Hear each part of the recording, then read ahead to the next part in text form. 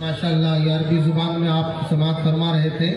हमारे बीच कुछ ऐसे मेहमान थे जो अभी तशरीफ नहीं ला सके। खास तौर से मियां साहब इस्लामिया इंटर कॉलेज के मैनेजर हैं जनाब महबूब सईद हारिस साहब।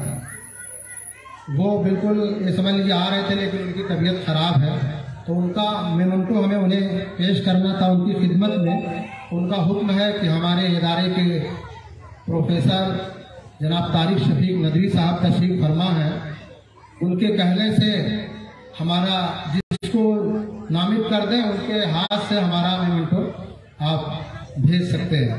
तो इसके लिए हम दावत देते हैं अहमद आयान तारिक साहब, जो तारिक शफीक साहब के साहबजादे हैं और वहाँ गोरखपुर कॉलेज में आप पढ़ते भी हैं, हाफिज भी हैं माशाल्लाह। हाफिज के बाद इन्होंने फिर ये साइंस लिया और आगे बढ़ रहे हैं, डॉक्टरेट करने जा रहे हैं। तो उनसे मैं दरख्वास्त करता हूँ कि वो आए और महबूब सईद हारिस साहब का मोमेंटो हासिल कर लें। हमारे प्रोफेसर साहब का ये हुक्म है कि उनके हाथ से भेजा जाए। इसी तरह से इस्लाम उनको मोमेंटो पेश करेंगे जनाब मुफ्ती इंतखाब नदवी साहब। मुफ्ती इंतखाब नदवी साहब के हाथ से उन्हें मोमेंटो पेश करना है।